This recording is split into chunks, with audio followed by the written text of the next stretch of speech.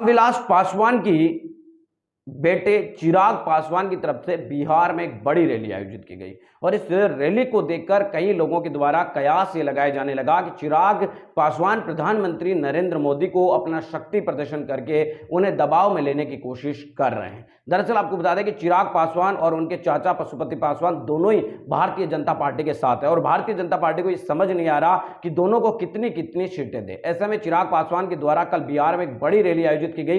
इस रैली को देखकर कुछ लोगों का यह भी कयास लगाने लगा कि हो सकता है कि चिराग पासवान आगे आने वाले दिनों के अंदर इंडिया गठबंधन में शामिल हो जाए। दरअसल आपको बता दें कि चिराग पासवान की अच्छी छवि है और उनकी रैली के अंदर उमड़ी जन सैलाब ने यह बात तय कर दी कि जिस तरीके से रामविलास पासवान मौसम वैज्ञानिक जाने जाते थे और जैसा उनको माहौल दिखाई देता था उसी के अकॉर्डिंग वो ढल जाते थे और उनकी पार्टी उन्हीं के साथ है वो चुनाव लड़ती थी। ठीक उसी तरीके से चिराग पासवान ने भी अपनी पार्टी को एक तरीके से रुक करने का फैसला कर लिया। चिराग पासवान ने रैली खत्म होने के बाद मीडिया से कहा भी कि जहां पर उनकी पार्टी को मजबूत लगेगा वो उसी तरफ जाएंगे। चिराग पासवान जमकर इस दौरान जो विपक्षी राजनीतिक दल हैं और अलग अलग राजनीतिक पार्टियां उनको उन्होंने आंख दिखाई। क्या कुछ कह रहे हैं सुनो।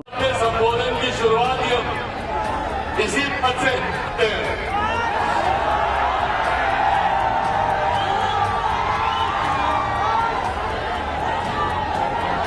अगर रही बात गठबंधन की